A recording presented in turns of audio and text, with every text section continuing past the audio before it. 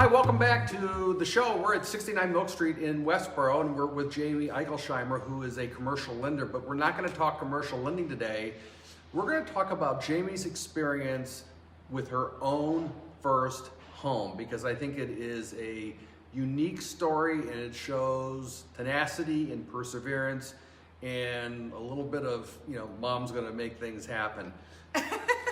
Tell us your story, Jami.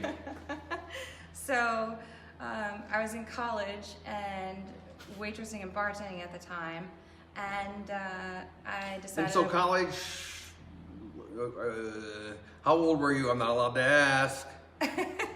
I was 20. Okay. And when I bought my first house, and it was just something I wanted to do. It's probably one of the only things my dad ever said, "Oh, you can't do that.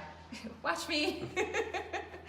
So I got a realtor and we looked at some properties, and there was a small range of what I thought I could afford being a college student who was waitressing, but it was a fun experience, and I ended up finding a property. I was engaged at the time, me and my fiance, and we looked at half a duplex in Northborough, got down to the day before closing, had all of our cans of paint purchased, and the properties ended up being flip-flopped, so that was a little bit discouraging and frustrating. So you could have bought the other side, but not the one you were intending. Right.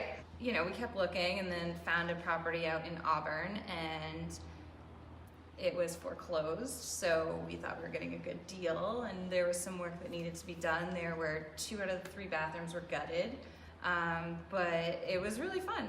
We bought it, I lived there for 7.5 years, and it was definitely a challenge trying to be... So you were telling me earlier that you would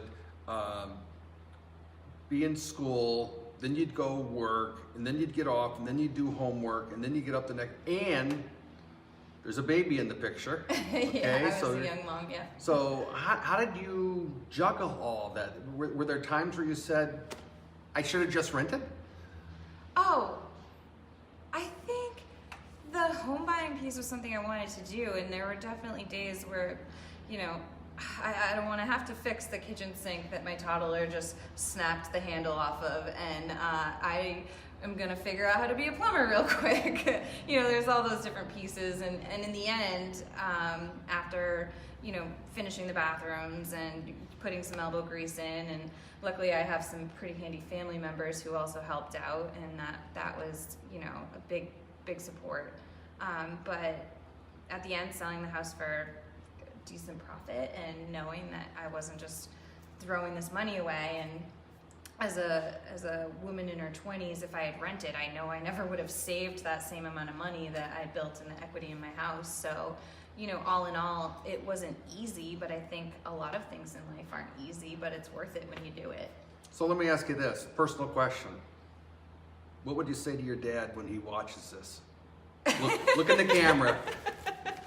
Thanks, Dad, for all your help, but also I know he's very proud of me for having taken on that challenge. And now I'm in my second house, and I love it. And there are still challenges. I still don't like yard work, but I still am proud to be a homeowner, and I think it's been an important thing for me.